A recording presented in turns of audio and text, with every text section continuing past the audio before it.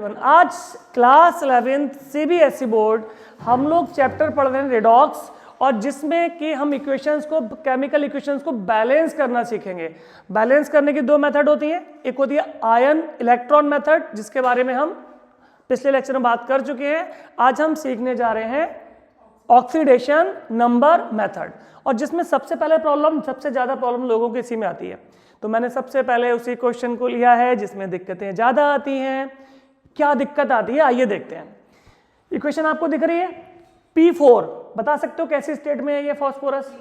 Free state में है, क्योंकि अदर किसी एलिमेंट के साथ अटैच्ड नहीं है, तो इसका ऑक्सीडेशन नंबर हो गया 0। ऑक्सीजन का ऑलवेज -2 होता है, हाइड्रोजन का ऑलवेज +1 होता है। ऑलवेज का मतलब यहाँ पर +1 है, ठीक है। और यहाँ आप निकाल लेंगे ऑक्सीजन नंबर। भाई इसका आप x मानिएगा, हाइड्रोजन का +1 × 3 इक्वल टू, कोई चार्ज नहीं है ना इसके ऊपर, तो क्या कर देंगे 0। P का मैंने x माना, H का +1 होता ही है, 3 टाइम्स है तो × 3 कर दिया, कोई चार्ज नहीं तो इक्वल टू 0, तो x इक्वल टू कितना आ गया? तो P का ऑक्सीडेशन नंबर -3 है और H का +1 है, आप निकाल के देख लीजिएगा। H का +1 है, P का सेम इसी तरीके से आप यहाँ पर भी P का ऑक्सीडेशन नंबर निकाल सकते हैं। कैसे निकालेंगे? ये एक रिएक्शन का पार्ट नहीं, आप इसे रफ वर्क की तरह साइड से भी कर सकते हैं, कोई दिखाना कंपलसरी नहीं है, साइड में रफ वर्क में से किया कीजिएगा।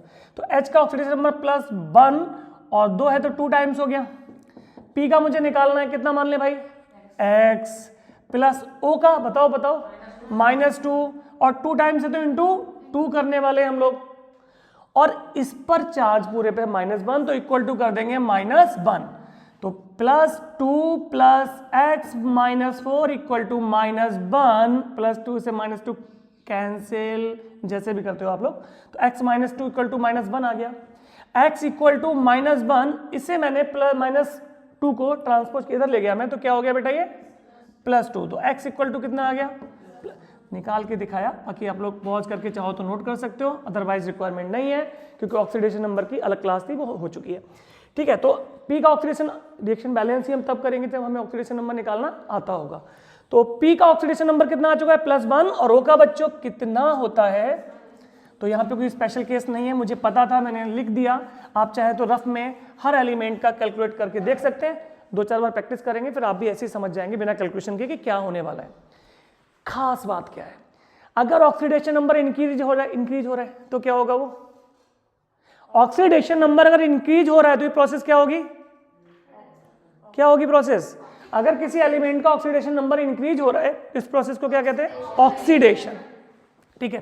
तो आप जब P4 को और H2PO2 को देखेंगे तो आपको नजर आएगा कि P का ऑक्सीडेशन नंबर पहले कितना था? 0, अब कितना है? +1, मतलब इंक्रीज हो गया है। तो इसका इसमें हुआ है बच्चों क्या? ऑक्सीडेशन, ठीक। अब फिर इन दोनों को जरा कंपेयर करो। P का ऑक्सीडेशन नंबर था 0 है, इधर कितना है? तो इंक्रीज हो रहा है कि डिक्रीज हो रहा है? तो इसका इसमें क्या हुआ है? रिडक्शन। बस यही स्पेशल था इसमें कि हम देख पा रहे हैं कि जिस एलिमेंट का ऑक्सीडेशन हो रहा है साथ साथ साइमल्टेनियसली उसी का क्या हो रहा है? रिडक्शन हो रहा है। जब एक ही सेम एलिमेंट का ऑक्सीडेशन भी हो रहा है, रिडक्शन भी हो रहा है, तो ऐसी रिएक्शन को बोलते हैं डिस्प्रोपोर्शियोनेशन। तो यही खास है इसमें। जो अदर रिएक्शंस हैं ऑक्सीडेशन नंबर मेथड की, उनमें मैंने भी सिखाया है तरीका क्या होता है। हम इक्वेशन को 2 पार्ट में तोड़ लेते हैं। आधी इक्वेशन क्या बन जाती है बेटा? Oxidation half reaction. आधी क्या बन जाती है? Reduction half reaction. दोनों को अलग अलग बैलेंस करके ऐड कर दिया, चिपका दिया, हो गया काम हमारा। लेकिन यहां ऐसा नहीं कर सकते। क्यों नहीं कर सकते? यही खास है कि ऑक्सीडेशन भी इसी का हो रहा है और रिडक्शन भी इसी का हो रहा है। एक डिफरेंट और इजी मेथड में आपको बता रहा हूं। अब यहां पर आप देखिए, इंक्रीज इन ऑक्सीडेशन नंबर देखिए, इंक्रीज इन ऑक्सीडेशन नंबर। तो इंक्रीज के लिए आपको ऑक्सीडेशन वाली रिएक्शन को देखना पड़ेगा। ऑक्सीडेशन वाली रिएक्शन को आप देखेंगे तो आपको क्या मिलेगा? Increase in oxidation number. चलो मैं इसे रिएक्शन को नीचे लिख भी लेता हूं। तो ऑक्सीडेशन जो हाफ रिएक्शन थी उसे मैंने यहां पे लिखा। P4 से बेटा क्या बन रहा है बताइए मुझे? P4 से बन रहा है H2PO2 माइनस, ये है ऑक्सीडेशन हाफ रिएक्शन। तो यहां ऑक्सीडेशन नंबर 1 का 0, 4 का भी 0 ही है, 1 का 0 तो 4 का भी 0 ही हुआ ना। ठीक, यहां P का ऑक्सीडेशन नंबर कितना है? +1। कितना है बेटा? +1। तो 0 से +1 कितना इंक्रीज हुआ? मतलब यहां पे हम देख पा रहे हैं कि ऑक्सीडेशन नंबर में इंक्रीज कितना हुआ है। लेकिन जिस एटम का ऑक्सीडेशन नंबर चेंज हो रहा है उसे तो बैलेंस करना पड़ेगा ना। जिस एटम का ऑक्सीडेशन नंबर चेंज हो रहा है उसे हम बैलेंस करेंगे कि नहीं करेंगे बताओ। तो P यहां पर कितना है? देखो P का ऑक्सीडेशन नंबर 0 से कितना हो गया? 1। इंक्रीज कितना का हुआ है? 1 का हुआ है। अब दूसरा देखिए, रिडक्शन हाफ रिएक्शन देखिए आप लोग, रिडक्शन हाफ रिएक्शन। अब रिडक्शन हाफ रिएक्शन कौन सी वाली? ये वाली है। इसमें क्या हो रहा है? P4 ही किस में बदल रहा है बोलो? PH3 में। और ऑक्सीडेशन नंबर हम देख पा रहे हैं यहाँ पे कितना था पहले? 0, और इधर कितना है बोलो? PH3 में कितना है? -3 है। तो अब कहानी सिर्फ इतनी सी है कि अगर ये रिएक्शन नॉर्मल होती, डिस्प्रोपोर्शनेशन नहीं होती, तो मैं इसे अलग बैलेंस करता और इसे अलग बैलेंस करता और दोनों को ऐड कर देता। अब मैं दोनों को अलग अलग बैलेंस नहीं करूंगा क्योंकि P4 में जो 4 P है ना, इन्हीं में से कुछ P बदले हैं किसमें? H2PO2 में। इन्हीं में से कुछ P बदले हैं किसमें? कोई नहीं, ऊपर देखो एक बार, दोबारा देखो। P मेरे पास एक ही जगह तो था, अरे P4 एक ही जगह था ना। इसी में से, इस 4 में से कुछ P किस में बदल गए? PH3 में। और कुछ P किस में बदल गए? एक प्रोसेस में ऑक्सीडेशन नंबर इंक्रीज हुआ है और दूसरी में डिक्रीज हुआ है।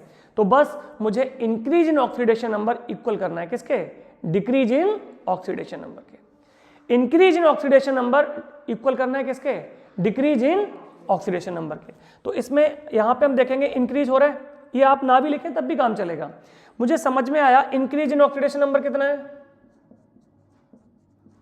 Increase in oxidation number equal to बेटा कितना लिख दूं मैं? 1 लिख दूं, राइट। इस इक्वेशन को देख के बताओ डिक्रीज इन ऑक्सीडेशन नंबर कितना है? ऑक्सीडेशन नंबर इक्वल टू 3 हो गया। अब इक्वेशन बैलेंस करने का तरीका सिर्फ यही है कि मुझे इंक्रीज इन ऑक्सीडेशन नंबर और डिक्रीज इन ऑक्सीडेशन को इक्वल करना है। तो इसमें हो रहा है इंक्रीज और इसमें हो रहा है डिक्रीज। डिक्रीज कितने का है? इंक्रीज कितने का है? तो इन दोनों मॉलिक्यूल को मल्टीप्लाई करेंगे, इससे मल्टीप्लाई, वो तो पहले ही एक्सेस में है, कोई दिक्कत तो नहीं है तक। बताओ भाई, मैंने सबसे पहले क्या निकाला? इंक्रीज इन ऑक्सीडेशन नंबर और डिक्रीज इन ऑक्सीडेशन नंबर। तो इंक्रीज कितने का हुआ है? डिक्रीज कितने का हुआ है? तो डिक्रीज अगर 3 का हुआ है तो इंक्रीज भी 3 का होना, और 3 का डिक्रीज कब होगा? जब मैं इसे मल्टीप्लाई कितने से कर दूंगा? तो मैं यहां पे लिखता हूं, क्या लिखूंगा? मुझे करना क्या था? Increase in oxidation number should be equal to decrease in oxidation number. और ऐसा करने के लिए किसे किससे मल्टीप्लाई करना है बोलो? इक्वेशन को नहीं करेंगे, इक्वेशन को नहीं करेंगे, यही तो खास बात है। अगर ऑक्सीडेशन अलग एलिमेंट का हो रहा है, रिडक्शन अलग एलिमेंट का हो रहा है, तो हम पूरी इक्वेशन को बैलेंस करके मल्टीप्लाई करते हैं। लेकिन यहाँ पे एक ही का रिडक्शन हो रहा है, एक ही का ऑक्सीडेशन हो रहा है, तो पूरी इक्वेशन को नहीं करेंगे, केवल मॉलिक्यूल को करेंगे बस। तो यहां से यहां देखो, इसे मत देखो, इंक्रीज कितने का हुआ है? 1 का। डिक्रीज कितने का हुआ है? तो क्या करूं मैं? 3 का इंक्रीज हो जाए। अगर मैं यहां पर 3 कर दूं, एक मॉलिक्यूल में +1 है ना, अगर मैं 3 कर दूं तो 3 मॉलिक्यूल हो जाएंगे, +3 हो जाएगा, दोनों इक्वल हो जाएंगे नहीं हो जाएंगे? बताओ हो जाएंगे। तो increase in oxidation number should be equal to decrease in oxidation number. इसके लिए मैं मल्टीप्लाई करूंगा किसे? मल्टीप्लाई किसे?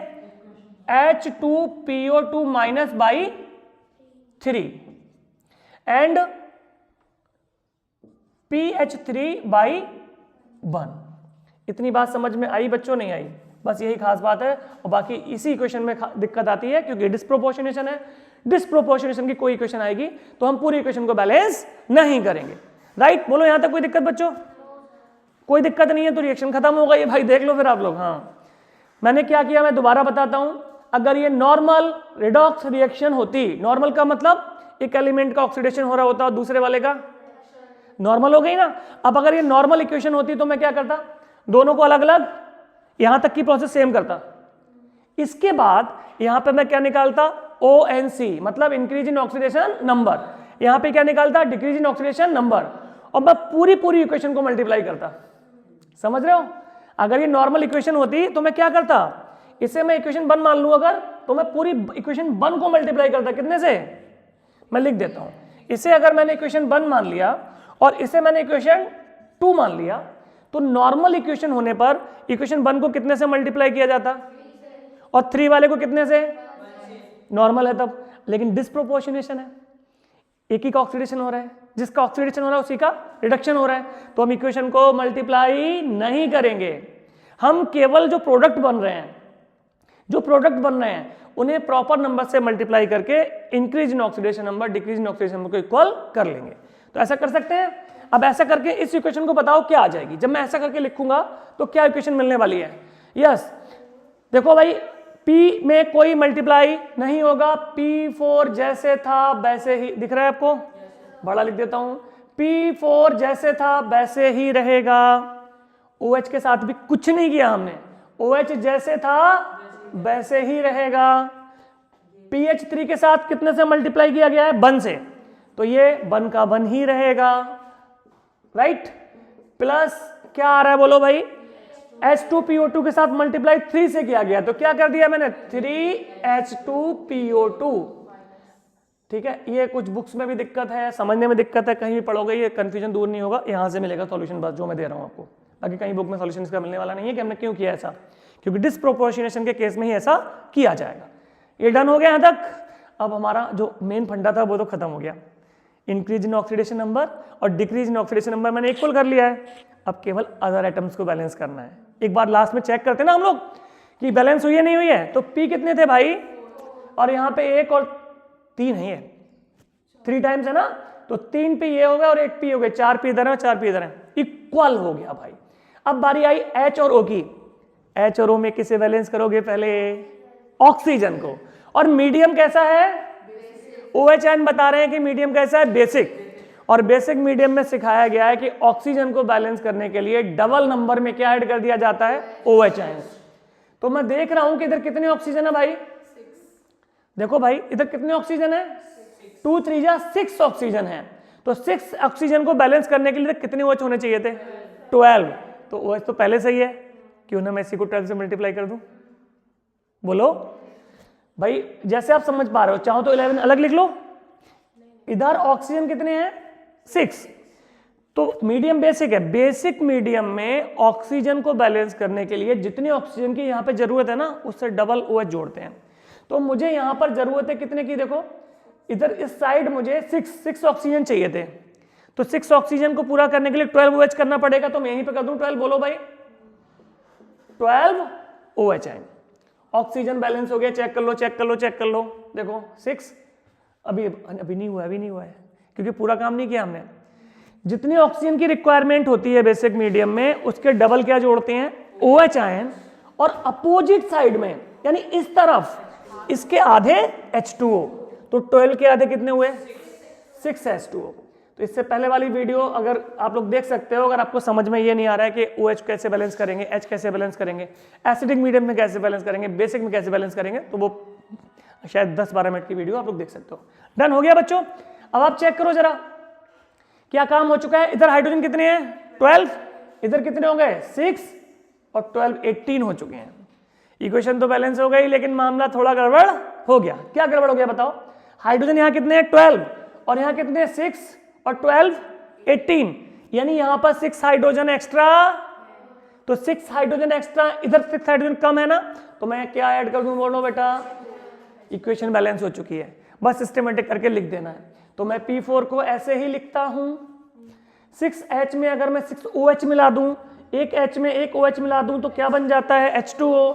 In the same way 6H में 6 OH मिला दिए तो क्या बन गया बेटा, 6H2O। लेकिन 6 OH अभी भी बचे हुए हैं। यहां क्या होगा बताइए, PH3 तो ऐसे ही रहेगा, प्लस बोलो भाई 3H2PO2 माइनस ऐसे ही रहेगा, प्लस 6H2O। अब कोई चीज इक्वेशन में राइट और लेफ्ट दोनों साइड में है तो वो कैंसिल हो जाएगी। 6H2O राइट में भी है और 6H2O, तो इसे मैं कैंसिल करके दोबारा से अच्छे से लिख देता हूं यहां पे, और कि इस इक्वेशन को इस तरह से भी लिखा जा सकता है। कैसे लिखा जाएगा बताइए। P4 प्लस बोलो भाई 6 times OH ion gives PH3 plus 3H2PO2 minus, और फाइनली मैं यहां लिख दिया दिस इज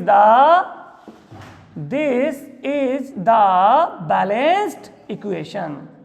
ठीक है, तो ये सबसे जो इक्वेशन सबसे ज्यादा घबराहट होती है, मैंने सबसे कठिन वाला काम सबसे पहले करा दिया है। बाकी इक्वेशंस हम अगले वीडियो में करेंगे। Thank you for watching.